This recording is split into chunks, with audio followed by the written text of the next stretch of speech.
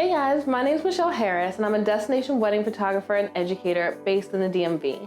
As much as I would love to be flying on a plane right now to go shoot a gorgeous destination wedding, I am unable to because we are staying home. So as a mom of 2 little girls, a wife, and a dog mom to a little 5-pound Yorkie, in this video I'm going to show you 5 things that us wedding photographers can do while staying at home, most of them being with my incredible Sigma lenses.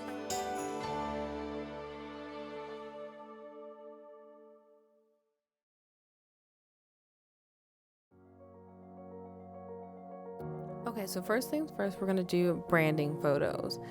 I did my branding photos in my kids' playroom because it is the only room in our house that has white walls. Every other wall in the entire house has a different color in it.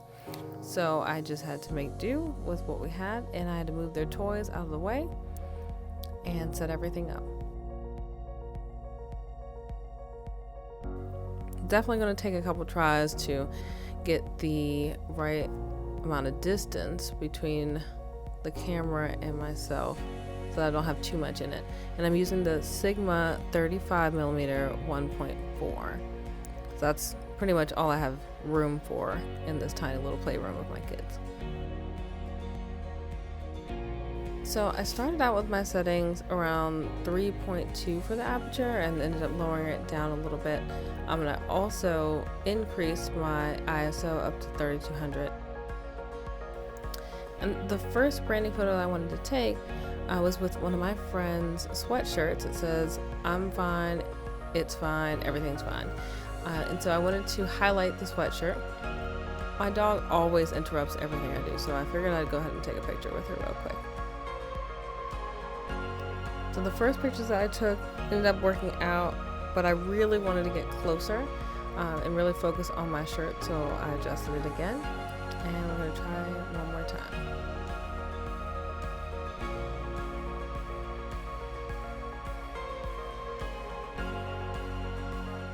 And when you're doing branding portraits at home, it definitely takes quite a few tries to get used to it.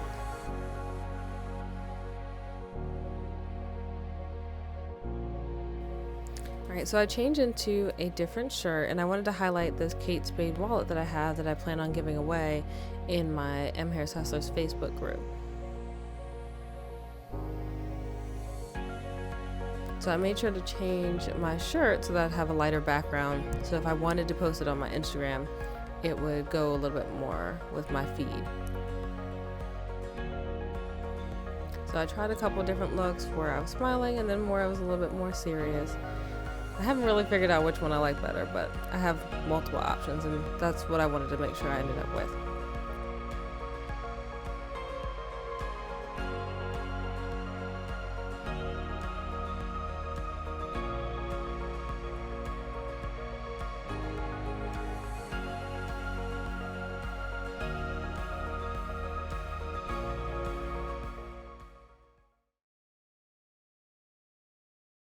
So for details, I found a veil that I had upstairs. I grabbed some shoes, a random flower that I had, and then my detail kit, and just made magic with it.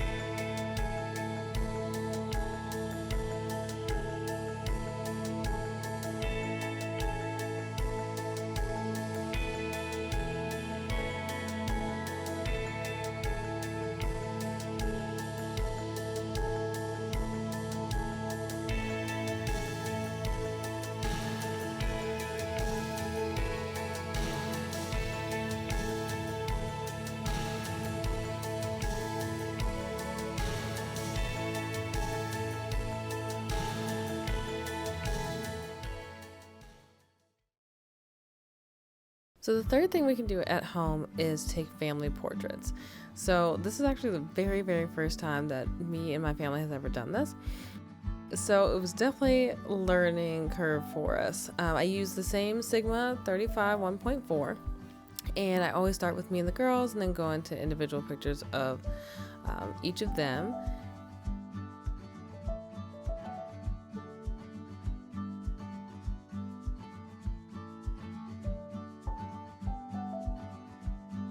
I try to mix in the dog as much as she'll allow. She doesn't love pictures as much as my little girls love that.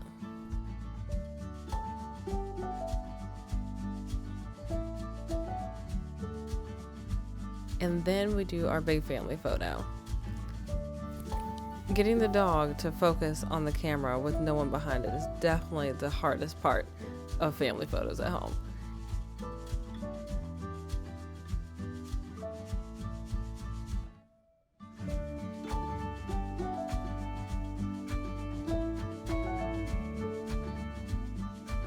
Also, I quickly learned that you have to put the remote in front of the camera or it won't work.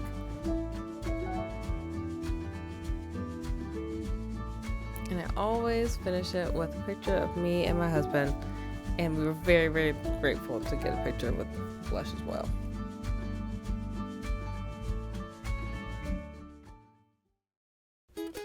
I've quickly learned while being at home that shooting the dog is probably the hardest thing that you can do at home.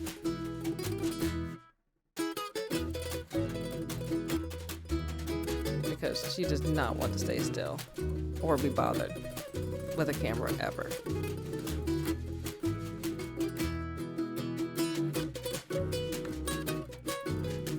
Yep, she gets really, really, really upset at the camera.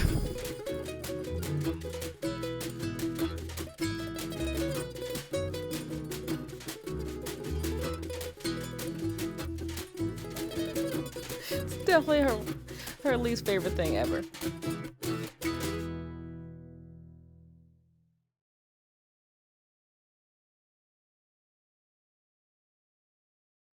The fourth thing that you can do is calibrate your lenses. So I decided to calibrate the 35mm 1.4. So what you have to do is set a flat surface with text like a newspaper about 6 feet away.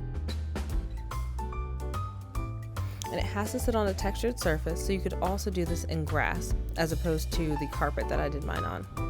So what you want to do is focus on the newspaper, back off, and then onto the newspaper to take the photo. You want to make sure that the autofocus has to work. So you take 5 images, import it into your computer, and look to see if the text is in focus. So you find out exactly where the focus landed and then adjust according to your camera's autofocus adjustment guide.